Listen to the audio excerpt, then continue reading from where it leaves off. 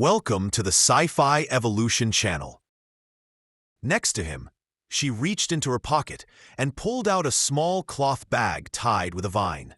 "Dried herbs," she said. "My people use them to make tea or food both. It smells better than anything I've eaten in a year." He nodded, impressed. She smiled slightly. "It's not much, but it's special." The silence returned, but this time it wasn't heavy. There was a fullness in her. Lyra touched the room and rubbed one eye with her hand, her white hair sticking out in all directions. Wearing one of Kaylin's old shirts, she nodded to the side so as not to drag it across the floor, blinking at him with a bleary look. "Your chair is noisy," she whispered. Kaylin blinked, then chuckled. "Yes, sorry about that." She climbed onto the bench uninvited, folding her legs under her as Ares handed her a small wooden spoon and kissed the top of her head before returning to the pot. "Did you sleep well?" he asked. "I asked," and Lyra nodded in response. "Then I imagined birds with golden feathers. My mother insisted they weren't real, but I saw them." Kaylin leaned against the table, resting his elbows on the surface. Maybe they existed somewhere else. Ares brought a pot and poured the stew into 3 bowls. Lyra held hers carefully with both hands, as if it might disappear if she let go.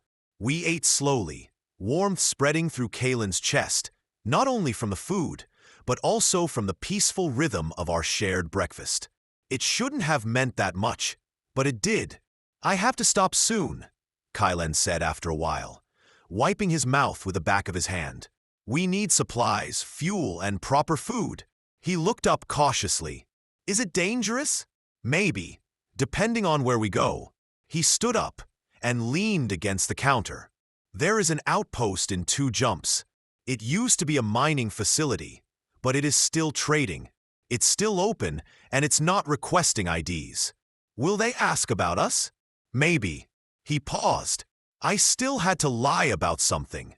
When I think about them, will we be sold again?" The silence fell like a fallen instrument. Ares's jaw tightened, and her hand reached out to touch her daughter's shoulder.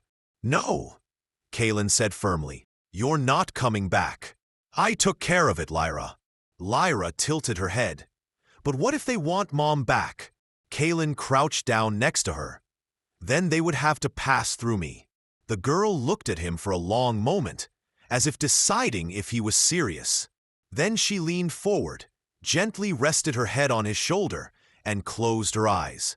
Ares froze. Kylen didn't move, just breathed carefully so as not to spoil the moment. When Lyra finally pulled away, she whispered, "You're warmer than the floor." Kaylin laughed softly, unable to help himself. "I get told that a lot," she said, looking at him. Then something in her expression changed, not completely trusting, not yet, but close to recognition. Perhaps the first sign of optimism that this is not a temporary situation, that he will not change, appeared this morning when he took out his toolbox. The Abyss Wanderer had old pressure seals, and the navigation beacon wiring was falling into disrepair again. He usually worked alone, with music as company, but Lyra followed him, watching carefully as he carefully opened the panel near the rear core. "You've been doing this for a long time," she said. "Even before the war. Ships like this have always continued to operate, even after the fall of the colonies. Now I'm the only one who supports her work." She gently placed her hand on the wall and murmured, "She's still strong." Kaylin looked at her, stunned, and there was no hint of flirtation in her voice. It was just a straightforward statement, as if she could see right through him. He had never shared this with anyone before. Clearing his throat, he returned to the panel. "Have you ever fixed something like this before?" "I was trained as a healer, but after they drove us out, I had to learn how to fix everything I could. Medical consoles, power conduits, stabilizers, everything that kept the ship alive." Without a word, he handed her a diagnostic tool. She expertly adjusted it and began reading the panel readings, as if she had been doing this for years. That night, for the first time in years, Kalen felt less alone as he worked on fixing things. After Lyra fell asleep, Aries stayed in the galley, making more tea. "Thank you," she said softly. "You don't owe me anything. Most people would ask for something in return." "I'm not like most people," he replied, leaning against the wall. She looked at him and did not look away. "Yes," she agreed. "You're not like most people." The kettle whistled, having finished boiling. She turned it off and poured them both a cup of tea. "Here you go," she said. "It will help you sleep." He took the cup and felt the warmth in his hands. For the first time in a long time, he thought about the possibility of dreaming of something worth waking up for. It was a peaceful moment when a small meteorite fragment flew past the window, leaving a glowing trail behind it. At this distance, it seemed harmless, but it was still fascinating in its own way. Kalen was sitting alone on the edge of a bunk in the cockpit, a cup of lukewarm tea on the console next to him. He wasn't piloting. They weren't going anywhere that night. The ship was drifting in neutral gravity, de-energized and in standby mode. They were safe here for now. He could hear Aries moving quietly in the kitchen behind him. There was no rumbling or unnecessary noise, just the gentle sound of someone rinsing the kettle and wiping the cups. Her every move seemed deliberate, as if she was constantly assessing whether she deserved the place she occupied. When she finally entered the living room, she didn't speak at first. She was just staring at the stars, her arms casually crossed over her chest, the hem of her dress gently touching her legs. Her white hair was freshly braided, and she did it herself. Without prompting, she expressed her gratitude for being allowed to stay. She spoke softly, her eyes still fixed on the twinkling stars. "I know that wasn't part of your plan," she added. Kalen shook his head, his voice soft. "I stopped planning a long time ago," he replied. She looked at him, and he asked, "Why?" He paused, then shrugged slightly, explaining, "Because everything didn't go according to plan." He continued, "I thought I could handle everything, but everything collapsed anyway." She remained in silence, sitting across from him with her hands in her lap. Her posture suggested that she had finally decided to speak. "Lyra's father," she began, her voice steady but quiet. "We grew up together in the same forest under the same canopy of vines. I was studying to become a healer, and he was working on a high harvest. He brought me flowers, which he shouldn't have. When Velutina got sick, it started in the southern basins, where filtration stones became contaminated. At first, she felt tired and had pain in her lungs, then shortness of breath, and then bleeding. We didn't have strong enough medicines to fight the disease." She looked down at her hands. Kalen had already contracted the disease before her and tried to hide it, saying it was just exhaustion. They had just found out that I was pregnant, and Kalen was afraid to admit that he was sick because he was afraid that he would be taken away from us. My throat tightened, but I didn't interrupt him. I tried everything I knew, roots, couples, and heat therapy, but we weren't allowed to use stronger treatments because only high-ranking families had access to them. By the time we got him to the hospital, it was already too late. The healers refused to touch him, saying that we were untouchable, saying that my pregnancy had occurred without the approval of the tribe, that I was unclean. She didn't let her jaw tighten, fighting the urge to cry, and I watched him die in our bed, fighting for every breath, begging me not to cry. He didn't want Lyra to hear. There was silence, so complete that it seemed as if the ship itself had fallen silent. "After that," she continued, "I was exiled. They said that I had disgraced my family by carrying an illegitimate child. No one gave us food. No one treated me. I wasn't even an outcast. I was invisible." Kalen felt something sharp move behind his ribs, and that's when I left the forest. I took on any job I could, patching up smugglers sleeping in cargo holds with my daughter curled up on my chest. But when she got really sick, I didn't have enough. She didn't eat, It was hard for her to breathe in the cold. I tried to trade, but no one was trading for anything, so I did what I could. She turned her face slightly away. The bioluminescent markings along her temple dimmed again. I offered myself Kalen.